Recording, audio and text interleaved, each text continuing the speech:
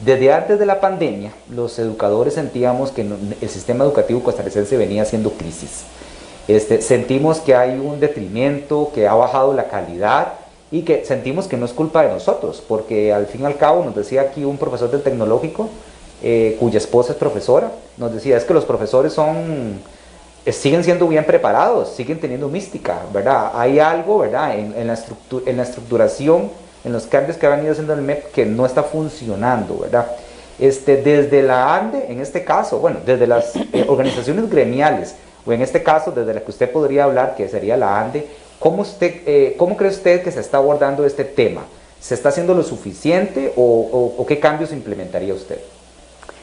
Bueno, en realidad la educación pública es el baluarte de cada país. Y lo digo porque la educación puede cambiar naciones. Y ese cambio significativo no solamente lo puede estructurar el mismo ministerio, sino todos aquellos que somos actores activos del sistema educativo.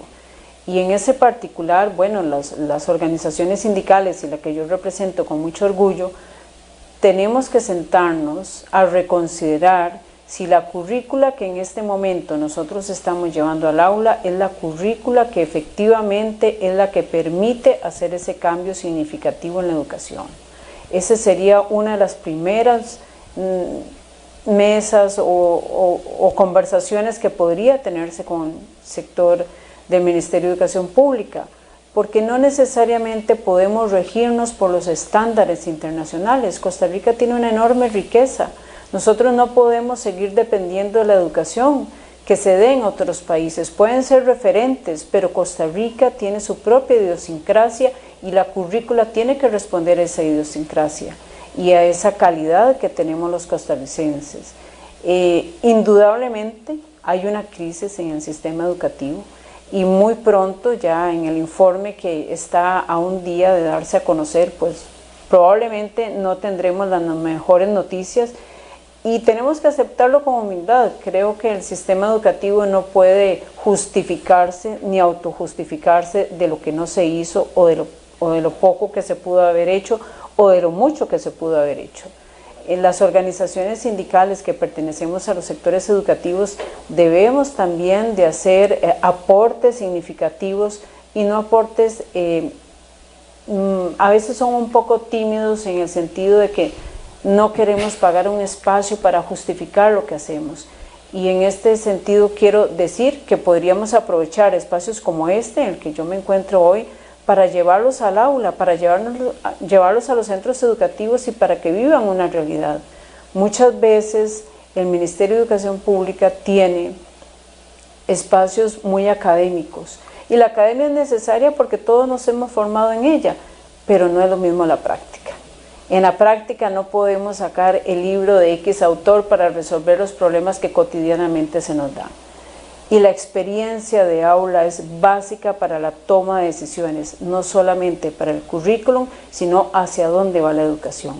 En este momento, la pandemia podría ser una de las causas necesarias para decir que hay una crisis, porque hay escenarios diferentes, porque tuvimos que pasar a la virtualidad de manera muy abrupta, y de pronto no estábamos preparados. Los docentes han hecho lo mejor que han podido. Yo estoy absolutamente segura de que cada docente ha dado lo mejor de sí para tratar de sostener el trabajo que él hace, y eso hay que divulgarlo, hay que decirlo. No solamente hay que decir lo mal que estamos. Hay docentes que han hecho trabajo excepcional en estos momentos de crisis y muchos costarricenses ni siquiera lo saben porque ni siquiera se publica. Así es que lo que nosotros podemos hacer como tendencia, como organización, es comenzar a publicar más lo que hace el educador por sus estudiantes, por sus jóvenes, para poder llegar de diferentes maneras a cada uno de esos niños, de esos adolescentes que requieren tanto el apoyo del educador. No es una tarea fácil, es una tarea multisectorial la educación. Tenemos que sentarnos diferentes actores educativos, no solamente el patrono, que sería nuestro Ministerio de Educación Pública, sino que también las organizaciones magisteriales, en este caso la ANDE.